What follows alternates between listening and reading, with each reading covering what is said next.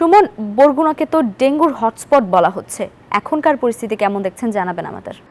ধন্যবাদ লাইবা আপনাকে। আপনি যেমনটি বললেন যে বরগুনাকে কিন্তু স্বাস্থ্য বিভাগের পক্ষ থেকে ইতিমধ্যে ডেঙ্গুর হটস্পট হিসেবে চিহ্নিত করা হয়েছে এবং এই ডেঙ্গুর হটস্পট চিহ্নিত বরগুনায় কিন্তু প্রতিদিনই ডেঙ্গু আক্রান্ত রোগীর সংখ্যা বৃদ্ধি পাচ্ছে। আমি যদি স্বাস্থ্য বিভাগ থেকে আমাদের যে সবশেষ তথ্য জানানো হয়েছে সেই তথ্য অনুযায়ী বলতে চাই যে গত 24 ঘন্টায় কিন্তু বরগুনায় 86 জন নতুন করে ডেঙ্গু আক্রান্ত হয়েছে এবং এই নিয়ে বরগুনায় ডেঙ্গু আক্রান্ত রোগীর সংখ্যা কিন্তু দাঁড়িয়েছে 3295 জনে এবং এখন পর্যন্ত সরকারি হিসেবে মৃত্যুর সংখ্যা 6 জন, তবে বেসরকারি হিসেবে এই সংখ্যা কিন্তু কয়েক গুণ বেশি।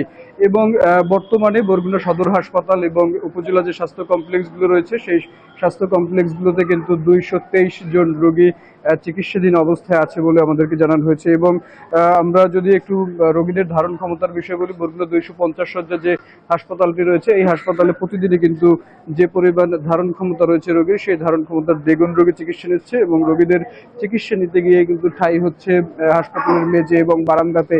এবং আমরা এই সংবাদের আগে প্রতিবেদনটায় যেমনটি দেখিয়েছিলাম যে বরগুনায় যারা গুরুতর রোগী রয়েছে, যাদের উন্নত চিকিৎসার প্রয়োজন কিংবা আইসিইউর প্রয়োজন, সেই সব রোগীকে কিন্তু বরগুনা থেকে ঢাকা এবং বরিশালে রেফার করা হচ্ছে এবং এর ফলে যে গুরুতর অসুস্থ রোগীগুলো রয়েছে তারা কিন্তু তাদের যে স্বাস্থ্য ঝুঁকি সেটি কিন্তু আরো বেশি পরিমাণে বাড়ছে বলে স্বাস্থ্য বিশেষজ্ঞরা মনে করছেন। এবং এই আইসিইউ না থাকার কারণে তাদের যে লম্বা পথ পাড়ি দিয়ে ঢাকা এবং বরিশালে যেতে হয়, তার ফলে কিন্তু তাদের মৃত্যু ঝুঁকি বাড়ছে। এবং আমরা দেখেছি কিন্তু এই বরগুনা থেকে বরিশাল যাওয়ার পথে বিপ্লব নামের একজন মারা গেছেন এবং আরো একজন কিন্তু মৃত্যুবরণ করেছে। এবং আমি আরেকটা বিষয় একটু বলতে চাই যে এই যে হাসপাতালের চিকিৎসা সেবাটি রয়েছে সেই চিকিৎসা সেবা নিয়ে সন্তুষ্ট থাকলেও চিকিৎসার যে সরঞ্জাম রয়েছে যেগুলো আসলে খুবই প্রয়োজন, কারণ কি এখন হচ্ছে সচেতনতার পাশাপাশি চিকিৎসা সামগ্রীর যে সংকট সেটি কিন্তু চোখে আঙুল দিয়ে দেখিয়ে দিচ্ছে।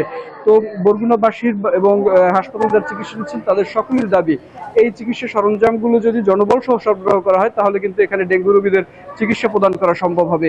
এই ছিল আমার কাছে এখান থেকে সবশেষ পরিস্থিতি। ফিরে যাচ্ছি স্টুডিওতে লাইবার কাছে। লাইবা। সুমন, ধন্যবাদ আপনাকে। বান্ডেল থাকলে প্রতি সেনমানিতে টাকা বাঁচবে। বিকাশ সেনমানি বান্ডিল কিনে জিতুন প্রতি লেনদেনে।